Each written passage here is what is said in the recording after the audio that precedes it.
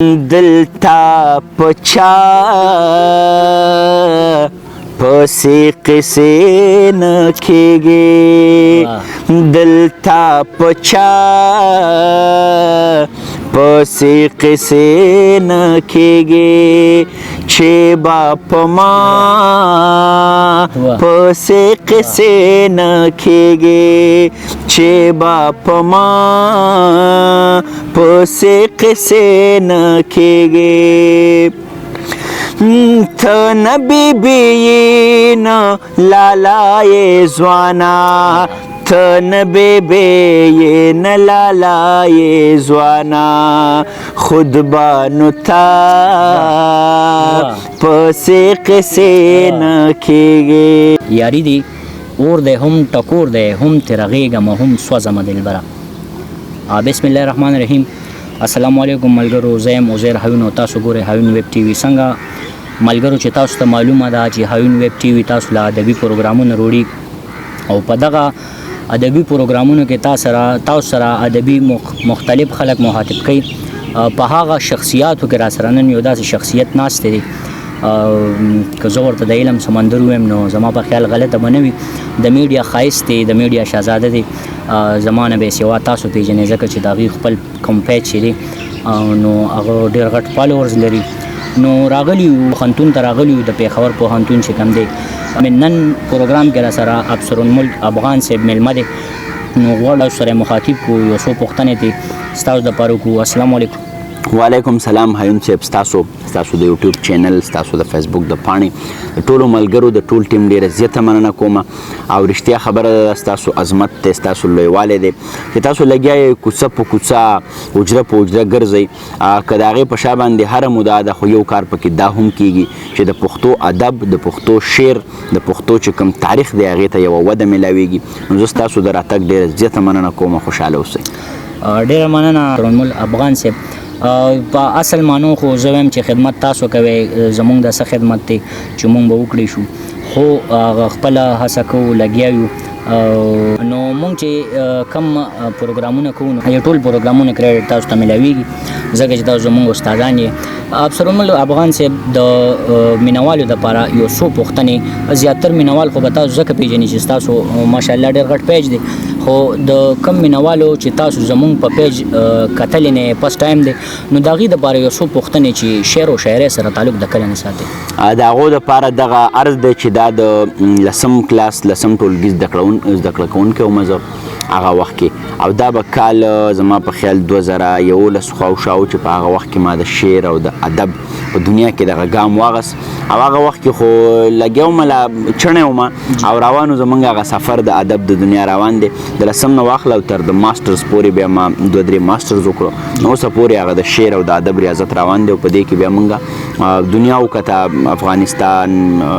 ساوت افریقا، تایلنډ او دغسې دوبۍ، دغسې سریلنکا، دې ځایونو ته په کوم لاړو دغه کلچرل ایکسچینج پروګرامونو کې. نو د لسم نه راواخله او تر اوسه پورې دغه زغل دوامدار دی او دا به مخکې هم جاري ساتو. ډېره مننه تاسو چې کوم خدمت کوئ. زه یم چې الله دې زما ژوند هم درکړي ځکه چې تاسو به د پښتو دپاره ډېر څه وکړی شئ. افسر صاحب یو پوښتنه بله چې د پښتو ادبي خو ډېر اصناف دي، خو تاسو په کم اصنافو کار کړی او کم ستاسو د خوښې صنف دی؟ زه خو چونکې په بنیادي توګه یو صحافي یم نو یو خو زه تکل ډېر ښه لیکم. تکل داسې وي چې هغه تقریبا روانې چارې وي، کرنټ افیرز وي، کومه موضوع هم ستا خوښه شي په هغې باندې ته لیکلی کولی شي، نو هغه تکل دی. افسانې مې هم لیکلي دي 2-3 افسانې، خو په هغې کې بیا پته نشته دی زما زړه ته ډېر خوشحاله نه شو نو هغه سفر مې همغلته ودرو. دغسې ربایانې لیکو، دغسې غزلې ډېرې لیکم او د دې تر څنګه نظم هم لیکم. چېرته چې هم کومه واقعه وشي زموږ په سیمه باندې نو واقعیتي نظم، چونکې موږ دا وایو په صحافت کې که نه چې جرنالیزم از لټریچر ان هري، دا صحافت چې دی دا ادب دی خو په تادۍ کې دی. نو چې کومه واقعه وشي زه لږ ډېر ادیب شاعر هم یم او دغسې ورسره صحافي هم یم، نو هغه څیز بیا د نظم په شکل کې زه دنیا ته ډېر په ښه ډول کې پیش کړم. او په دې وروستیو کې ارمان لوڼې چې کله شهید شوی نو په هغه باندې ما یو نظم لیکلی چې دوی ارمانونه وژني، دوی خو ګلونه وژني، او د خپل جواب له ویرې زموږ سوالونه وژني دوی به تر کومې پورې غرونه سیندونه وژني وړانګې خورجاړې به نه مبارزه به کوو خو حوصله به کوو نو هغه ډېر زیات بیا پاپولر شو بیا چا په موسیقۍ کې ووی نو هغه هم هغه واقعیتي نظم و چې هغې د تاریخ شکل اختیار کړو اوس هغه په مختلف یوټیوب چینلز باندې فیسبوک باندې نو هغه لګیا د تاریخ حصه شوه نو دغسې نظمونه هم لیکمه دغه مختلف اصناف دي چې په دې کې کار کوم جی زه ګورم ستاسو پروګرامونه ستاسو چې کومه پاڼه ده نو هغې نه زه ډېرې خوږې ټپې اورم چې تاسو کوئ زما په خیال چې تاسو ټپې سره ډېر محبت ساتئ نو په دې هم که راته لږ رڼا واچوله د دې باره کې څه وایې ټپه زه هغه صنف ګڼم یو خو دا که موږ په ټولو ادبیاتو کې وګورو که نه دا شرپ پښتو تحصیل دی چې ټپه د پښتو ځانګړی صنف دی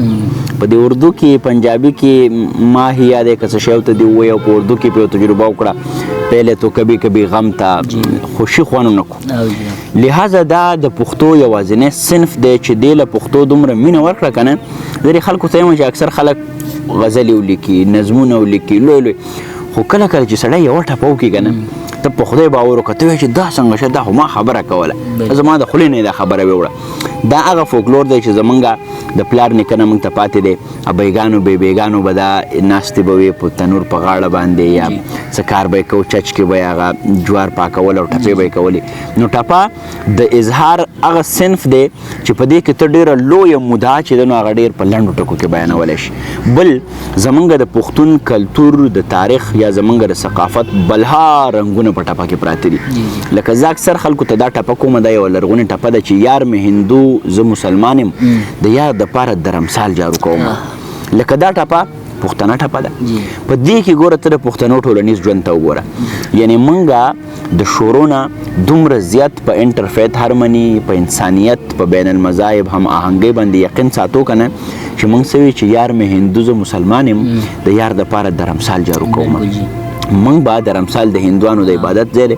یعنی د یارۍ په خاطر به موږ تلو هغه به هغه سره موږ جارو کوو اوس خو دلته روړ هغه جومات ته نه راځي زماندر ته نه ځم هغه چرته نه ځي یو الغاو تلغاو دی خلک لګیا دي یو بل وهي ډزې غوبلې د مذهب په بنیاد باندې فرقواریت دی د نسل په بنیاد فرقواریت دی نو زه دا وایم چې که چېرته موږ دا نور خپل تاریخ پرېږدو یوه ټپه هم په صحیح معنو کې راولو په دې باندې عمل وکړو که نه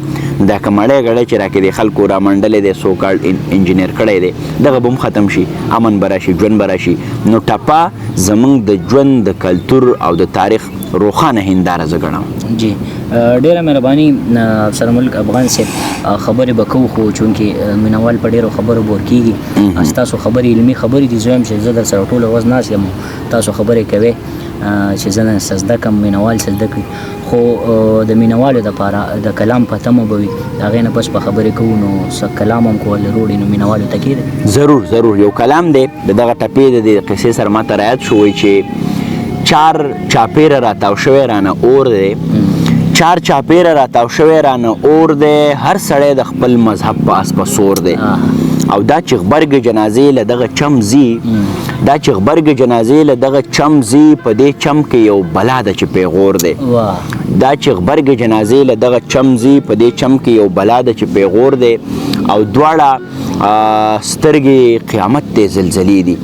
دواړه سترګې قیامت دی زلزلې دي دواړه شونډې د خوږ زړونو ټکور دی او بیا پکې شعر دی چې د مندر او د منبر مقابله ده د مندر او د منبر مقابله ده واویلا ده انګازې دي شور دی د مندر او د منبر مقابله ده واویلا ده انګازې دي شور دی او شابه نرشه په غیږ کې اوچت کا شابه نرشه په غیږ کې اوچت کا ستا افغان په میکده کې بیا نسکور دی واه حد دی ډیره مننه سرجي سر که مونږ خیال وکړو نو تاسو ترنم ډېر مشهور دی زه وایم که په ترنم کې مړه سره څه شریک کړم ضرور یو د لنډ بهر کلام دی ترنم کې وایي چې دلتا پچا پسې قصې نه کېږي دلتا پچا پسې قصې نه کېږي چې با په ما پسې قصې نه کېږي چې با په ما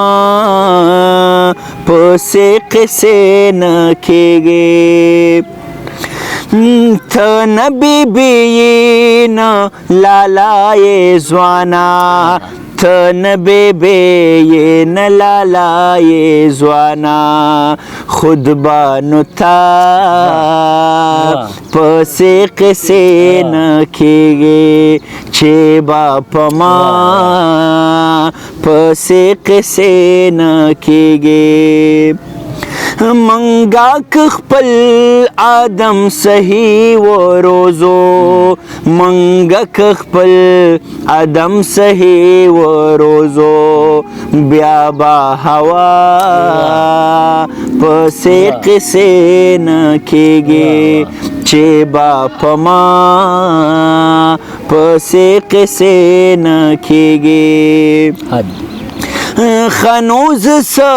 اورم ملا سړی شو خنوز سا اورم ملا سړی شو خنو ملا پسې قصې نه کېږي چې با په ما پسې قصې نه کېږي دلته انسان داسې دهشت خور کو چې دلته انسان داسې دهشت خور کو چې اوس په بلا پسې قصې نه کېږي. ډېره مننه افسر الملک افغان صاحب یقینا چې ستاسو ترنم ډېر حد ترنم دی زما خپل هم ډېر خوښ دی. اخري دوه تپوس سر چې دومره ښه شعر لیکي په ادبي دنیا کې استاد څوک لري؟ تاسو خو مننه کوم چې تاسو شعر ته ښه شعر وایي، زه ورته لا ښه شعر نه یم. د پیرروخان بابا نواله تر د اوسني سایل صاحب پورې ډاکټر صاحب شاه صابر خدای بخښلي پورې دا ټول خپل استادان ګڼم. څومره چې کلاسیکي ادب دی بې جدید ادب دی ګورم، که د اردو ادب دی یا د انګریزي ادب هم کله کله ګورم چې زه د دغه خلکو د شعر نه استفاده وکړم، د هغو د شعر پخوالی ووینم، په هغې کې مختلف رنګونه ووینم او زه ګڼم چې شاعري خو اگر چې خو د ادات صلاحیت دی خو که د دې په شا باندې مطالعه او مشاهده مضبوطه شي نو دا تاله یو ښه شاهکاره فنپاره راکولی شي. نو کاظم خان شیدا، نو حمید بابا، نو رحمان بابا، نو قلندر مومن صاحب، نو چې څومره هم دغه زمونږ دغه خلکو کنټریبیوشن کړی دی، اجمل بابا، دغسې زمونږ حمزه بابا، غنی بابا، دا ګورم. د نوي دور کې سایل صاحب ګورم، بیا عباسین صاحب ګورم، ډاکټر صاحب شاه صابر صاحب د خدای وبخښي هغو ګورم. دا هغه خلک دي چې د دوی په شعر کې یوه ریښتونې معنی ده، یو مقصدیت دی. دغه ټول خپل استادان ګڼم. دغسې مطیع الله تراب صاحب زموږ د افغانستان ډېر لوی نوم، هغه حبیب الله رفیع صاحب، سلیمان لایق صاحب، دا ټول زموږ دپاره ډېر محترم دی او ډېر زده کړه موږ د دوی د شعر نه کوو. دا ټول مو استادان دي. ډېره مننه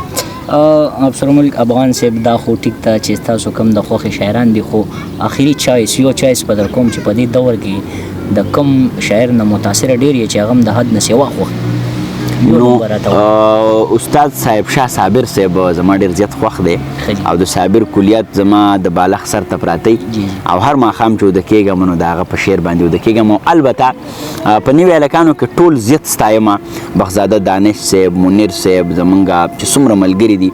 شاهنواز باقر صاحب، راشد خان راشد زما ډېر خوږ یار دی. خو افسر مولاجان د افغانستان یو شاعر دی، یاره ډېر خوږ راباندې لګي او هغه زما لیده کاتاګر چې نه دی شوي یو بل پیژنو، هغه ما د شعر نه پیژني، زه هغه د شعر نه پیژنم، خو د هغه شعر راباندې دومره خوږ لګي زه یم که دا زما شعر دی. ما یو غزل کې لیکلی ومو چې د ښکلو غل یم او زه خو پاگل یم، پښتون وطن یم، ډز یم، غوبل یم، مست خو به یم نو د چا اوربل یم، اخ آباد نشم زه هم کابل یم، اخ آباد نشم زه هم کابل یم، ته ټول چل چل یې زه ټول ول ول یم، او ساده شعر لیکم زه سم بوتل یم، او بیا دی چې د مولا لیک یم زنګل زنګل یم. دا هغه افسر مولا جان دی، د مولا لیک یم زنګل زنګل یم، او که پښتین غږ کو زه به اول یم، او ممتازه راشه همدرد شل یم، دانش معیار دی د راشد مل یم، او کاکړ ژوندی دی افغان به تل یم. نو دې کې ما هغه افسر مولا جان هغه که نه چې د مولا لیک یم زنګل زنګل یم، هغه ډېر ښه اصطلاحات مخې ته راولي. بالکل جی ډېره مننه